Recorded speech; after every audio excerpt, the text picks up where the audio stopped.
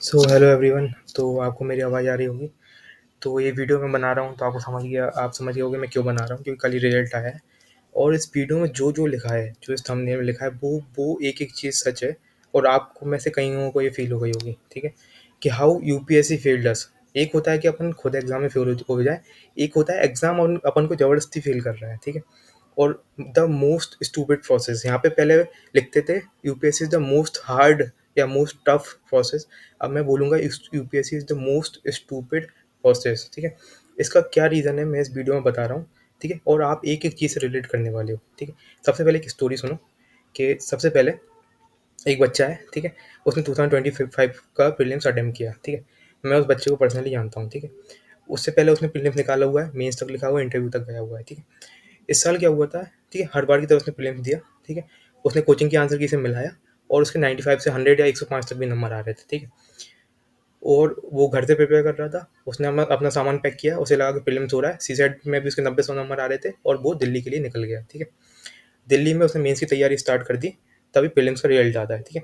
उसको डर था कि शायद ना हो, लेकिन इतना कट ऑफ से इतना ज़्यादा लग रहा था कि उसे आराम से एक सेफ स्कोर था, कि उसे डर नहीं लग रहा था कुछ होगा, ठीक है। और कट ऑफ लास्ट ईयर 87-88 गया था उसमें, वो बहुत सेफ था। और उसने मेंस का पढ़ना शुरू भी कर लिया था, कोचिंग की ऑप्शनल की तहसील ले ली थी, जीएस की तहसील ले ली थी, 10-20 हज़ार 30 हज़ार खर्च करके और स्टार्ट कर दिया था, ठीक है। इतने में रिजल्ट आता है और उसने अपना नाम सर्च किया, उसका अपना नाम नहीं मिला। वो पागलों की तरह अपना नाम उस लिस्ट में 50 बार सर्च कर रहा है, दोस्तों को सर्च कर रहा है, उसे समझ में नहीं आ रहा है कि कितना कट ऑफ गया है, 100 110 कितना कट ऑफ गया है, ठीक है। तो उसका बिजन बाजीराम और जितनी भी अच्छी कोचिंग है, हर कोचिंग से उसका 95 प्लस स्कोर आ रहा था। अब दिक्कत क्या है कि अब वो घर आया, अब उसे कुछ समझ में नहीं आया, वो इतने खुशी से सामान पैक करके 10-15 दिन हो पाए थे प्रीलिम्स रिजल्ट के बाद, वो घर दिल्ली गया था। अब वो घर वापस आ जाता है, ठीक है। तो अब वो अपने पेरेंट्स को बताता है कि उसका नहीं हुआ, तो पेरेंट्स भी शॉक्ड थे कि प्रीलिम्स तो पहली स्टेज और उसके नंबर भी काफ़ी सही आ रहे थे, क्यों नहीं हुआ, ठीक है। तो तो उसके पेरेंट्स ने जस्ट नॉर्मल क्वेश्चन उससे पूछे। उसके पेरेंट्स को ज़्यादा यूपीएससी का पता नहीं है, तो उन्होंने नॉर्मल क्वेश्चन पूछे जो अपन को यूपीएससी से पूछने चाहिए। सबसे पहले उसके पेरेंट्स ने पूछा, उसने अपने पेरेंट्स को बताया कि मेरे कोचिंग के आंसर की से अच्छे नंबर आ रहे हैं, लेकिन लगता है यूपीएससी के आंसर की से नहीं आ रहे हैं। तो पेरेंट्स पूछते हैं अच्छा कहाँ है यूपीएससी के आंसर की, कहाँ है। तो वो बोलता है कि आंसर की तो अगली साल आएगी।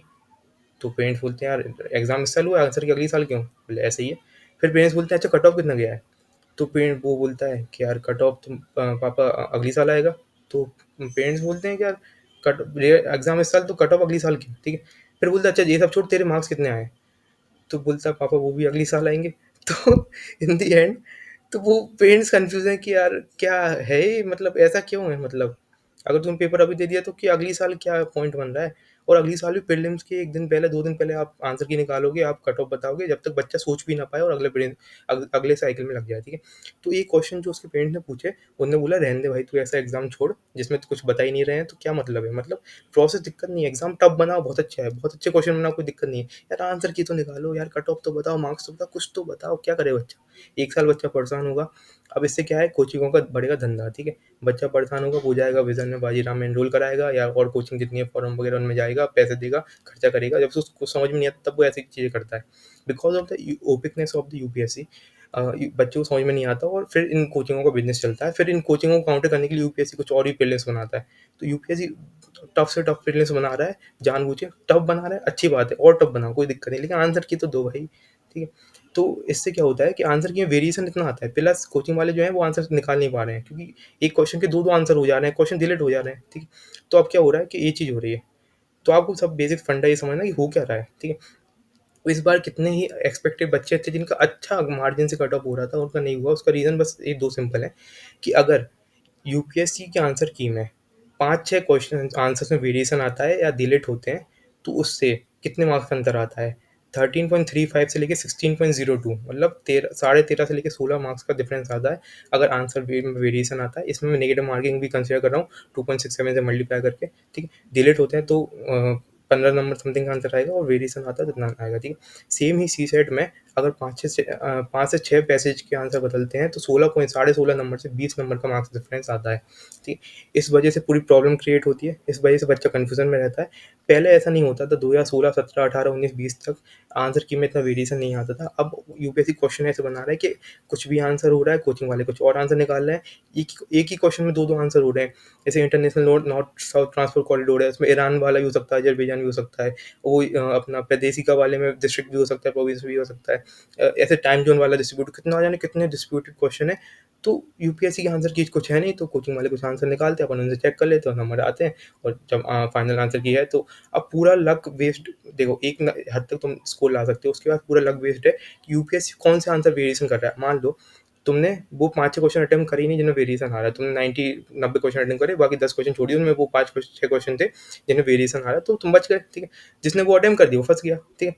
तो वेरिएशन पता थोड़ी ना एग्जाम में कि कौन सा में वेरिएशन आ रहा है, कौन से में आएगा, कुछ नहीं पता, ठीक है। तो कौन से डिलीट हुए, अब लास्ट ईयर भी सेम चीज़ करी, इनने प्रेसिडेंट की जगह प्राइम मिनिस्टर कर दिया बजट निकालने में, हाइड्रोजल और रडार वाले क्वेश्चन के आंसर बदल दिए, ठीक है। 3 क्वेश्चन डिलीट ही कर दिए, इससे नंबर आया, 10 नंबर का अंतर क्रिएट हुआ।